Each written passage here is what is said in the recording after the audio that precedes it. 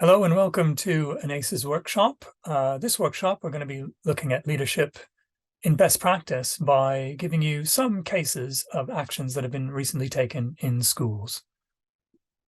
So our case studies from schools have come out of Oxfordshire County Council. In some cases, the schools were given an energy assessment and some actions to complete, and this is based on the feedback they've given us. So generally what happens is a school has received what we call an energy reduction report that has recommendations in it. The school will then, through their own volition and time, act where they can. We have based the savings on what were the original estimated costs and annual savings in the report. Obviously, energy prices keep changing, so we've tried to alter the case studies where it is feasible, but sometimes it isn't always so. But it's round and about the right savings. And of course, every school will be different in reality. What then happens once we've given a report out is we contact the schools post-report, usually 6 to 12 months afterwards, to ask how actions are going. So the cases you're about to see are based on the feedback of some schools. In this case, they've opted to be anonymous, but hopefully the concepts in them will be useful to you. So case study number one is about meter readings. Many of you are already taking meter readings, but this is probably a good example of why doing so can have a lot of benefits beyond the obvious, more accurate billing. So what a school, this is a school in South Oxfordshire, did was they were taking monthly readings, and they went a little bit further than usual. So they were recording all of their meters once a month, but then they began to compare previous year's readings to the current ones. So August for August as years go on, because of summer holidays is very interesting, and other times of years. They were able to do this with monthly readings, and they found that quite useful. At the same time as they were taking readings, they were also sending it to Oxfordshire County Council so that those readings were passed on to suppliers. This improved accuracy of bills, but also improves the data that the county is tracking. As many of you will know, and from this image here, gas meter readings are not in kilowatt hours, they're in cubic feet or meters. And the school went as far as to look at their gas bills to figure out how to convert those readings in cubic meters, in this case, into kilowatt hours. You can always look online if you don't happen to have access to bills as how to do it. There might be some inaccuracy with it, but it's useful to work in kilowatt hours, particularly as we're moving, many of us, from fossil fuel sources of heating to electricity sources of heating, and they both run on kilowatt hours, though with different efficiencies. Finally, the school compared their monthly usage, and we're using that as an action to trigger investigations of what we call unexpected rises in energy use. So in one case, they had managed to catch quite quickly that a boiler had accidentally been left on over one of the week-long breaks, an Easter break, and it turned out to be a faulty control light somewhere in their boiler room, which they managed to get fixed. And they're also now diligent during every half term that if heating happens to be on during that time of year, they reduce it or turn it off. Right, let's move on to case study number two.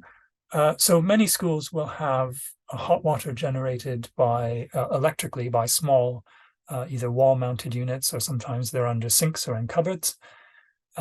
These hold relatively small amounts of water in them, sometimes 6 to 30 liters, and they run on electricity. If they're just on all the time, they will be heating water very often when it's not needed. And because of the thin casings on these, they're constantly losing that heat, so needing more energy to heat up, keep that at temperature. So if you add timers to the units, as this school did for 5 of theirs, you can set those units to be off outside of normal hours. And in this case, they saved, well, this is with 38 pence per kilowatt hour, £485 per year in doing so. So it paid back very quickly. This is how they did it. So first they identified where the hot water units are. Not everyone knows where they are. So they had a good look around the school and discovered they had 5, and also that they were either manually on or off. So they then arranged for a local electrician who was on site for other work at the school anyways, for a quote on adding timers to those units. It can't really be done at a plug socket because this type of hot water heater is hardwired in. So you do need an electrician, a qualified electrician, to do so. So once that work was done, they chose time settings. So they decided that every Monday to Friday, the heating would come on, the hot water would come on in the morning until the afternoon. So I think it was 7:30 in the morning to 3:30 in the afternoon. And they also set it so that on the weekend, because there was no one using the school, that the units would be off then. So that's where the 70% of savings comes from. In addition to that, which we haven't made a calculation for, they are now manually switching off those units during half terms and holidays for some extra savings. So that will add probably another 15 to 20% to the figure you're seeing there. So that's best practice for managing electric hot water heaters. Hopefully you'll be inspired to go off and see what yours are doing in your school. Case study number 3 is about a subject that, at least for half the year, we're always concerned about, because it's about heating, managing both heating and radiators, which almost all schools have throughout. So in this case, this particular school improved their heating efficiency in a number of different ways, which we'll go through. And the total savings for all of those actions was about 5% of the annual heating costs. So if a school is paying £10,000, that's quite easy to work out. And in many cases, these actions had no cost. So firstly, they took an active approach to managing the heating times throughout the winter. As many of you know, we sometimes get mild spells in the middle of winter.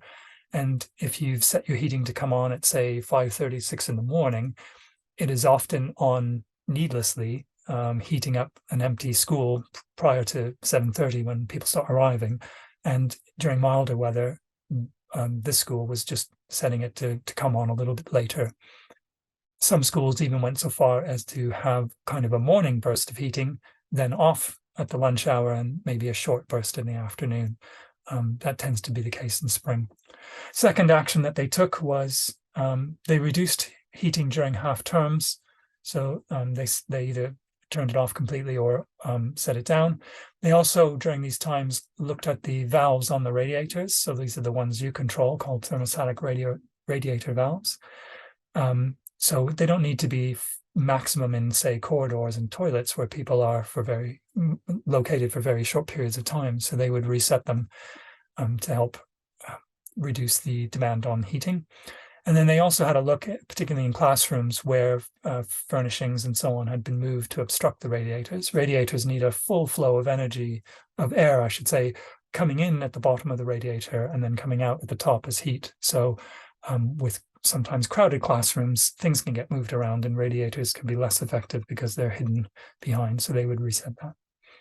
Finally, some of you will have what we call convector heaters, or essentially they're radiators with fans on top to usually push the air further into a large space. So they would clean these during half term, make sure the units were working, and occasionally when their heating contractor was on site for maintenance, they would make sure that the settings, for example, the thermostats in the fans, were checked. And so all that added up to a good bit of savings, and didn't actually cost them anything extra. Obviously, there's some time in there, and I know not every school has the luxury of having any free time or indeed a site manager, but it's certainly worth considering if you haven't at your school. Finally, case number 4, and it's great to finally get some feedback about this, because we all know installation is expensive and can be somewhat disruptive to add. One of the less disruptive but sometimes more perplexing is cavity wall insulation. So many of you will have school buildings that were built sort of between the 1950s to the 1980s. That's a rough band of when wall cavities would be part of construction, and are highly likely to not, at least originally, have had insulation put in into those cavities. So the school was given some information that this may be the case, and they got some professionals on site to have a look, and then they got the work done very recently. So this is what they did. Yeah, they were able to confirm that a particular segment of the school was from 1970s, and it had what we call the offset brickwork that you can see in this image. And they thought that it might be the case of unfilled cavities. They engaged a registered contractor, so it really is important to use cavity wall contractors who are qualified and are aware of some of the issues that can go wrong if it's not carried out correctly. So they gave the contractor gave a free survey, and they confirmed there was no insulation in the walls, and that visit was free. But then they also took the time, the contractor, to give a quote for the work, and it was not cheap, but not out of their budget. So when they were able to secure the funding, they got the contractor to come back and do the work. Part of that work was to consider the moisture impact of how they were going to add the insulation. So in this case, it was a segment, 2 segments of wall, and they just used more holes to insert the insulation so that it was more evenly spread throughout. And they confirmed that that approach was not going to cause a moisture issue inside of the school. Finally, when the work was commissioned to go ahead, and the school secured the budget, it was carried out, and the school has told me that they noticed an impact in comfort in the months of spring very soon after the work was complete. So it immediately had an impact. And it's worth noting that although insulation is obviously keeping the heat in the winter, it does keep the hot sun out in the summer as well. So it does have a double benefit throughout the year. So we hope that if you happen to have brick walls like that, that you will consider this action as well. So that's a very quick romp through some of the work coming out of ACES and the case studies as a result. If you have any questions, please contact us through the ACES website, or watch any of our other workshop recordings. Or if you haven't had an energy assessment, please do apply for one. Thanks for listening.